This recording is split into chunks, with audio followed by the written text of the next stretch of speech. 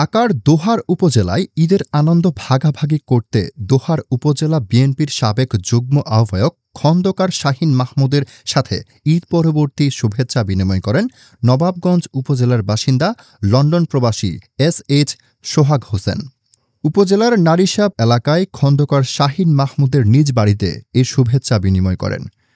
সোহাগ হোসেন বলেন, বিগত ১৬ বছর যাবৎ আমি আমার জন্মভূমি বাংলাদেশে আসতে পারিনি।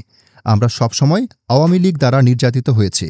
দীর্ঘ ১৬ বছর পর ফ্যাসিস্টের পতন হওয়ার পরবর্তী সময় বাংলাদেশের রাজনীতিতে সংকট দেখা দিয়েছিল, যা লন্ডনে বাংলাদেশের অন্তর্বর্তীকালীন সরকার ও বিএনপির ভারপ্রাপ্ত চেয়ারম্যান তারেক রহমানের বৈঠকের মধ্য দিয়ে দূর হয়।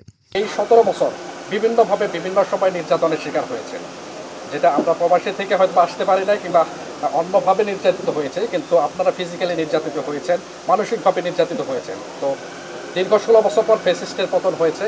আমরা দেখেছি যে এই ফ্যাসিস্টের পতনের পরবর্তী সময়ে বাংলাদেশের রাজনীতিতে একটি সংকট তৈরি হয়েছিল এবং গতকালকে লন্ডনের রচেস্টার হোটেলে বাংলাদেশের শীর্ষ ২ রাজনৈতিক ব্যক্তিবর্গ, শুধুমাত্র রাজনৈতিক ব্যক্তিবর্গ না, বাংলাদেশের শীর্ষ ২ ব্যক্তি যদি বলা হয় তারা দুজন, বিএনপির ভারপ্রাপ্ত চেয়ারপারসন জনাব তারেক রহমান এবং অন্তর্বর্তীকালীন সরকারের প্রধান ডক্টর মোহাম্মদ ইউনূস, তারা যে বৈঠক করেছে, এই বৈঠকের মাধ্যমে বাংলাদেশের যে রাজনৈতিক সংকট তৈরি হয়েছিল এই সংকট নিরসন হবে আমি মনে করি।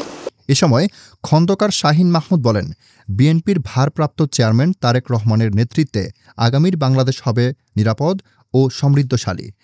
তারেক রহমানের ৩১ দফা বাস্তবায়নের লক্ষ্যে আমাদের অভিভাবক মেহনাজ মান্নানের হয়ে কাজ করে যাচ্ছি। ১৭ বছর, এটা ওই ১৭ বছর তো আমাদের অনেকেই, আমরা তো সবাই পলাতক ছিলাম, ফেরারি ছিলাম, তাই না? এখন সুবিধা হয়েছে যে নানু বাড়িতে আসছে দেখা করতে।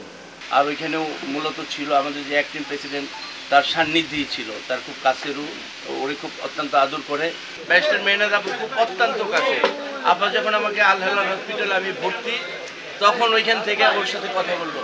লন্ডনে ছিল ও, তখন তো স্বাধীন হয় নাই, নতুন করে স্বাধীন হয় নাই। কাজী আপার খুব কাছে, আপার কাছের মানে আমার তো কাজিন আছি, আমারও অত্যন্ত কাছে।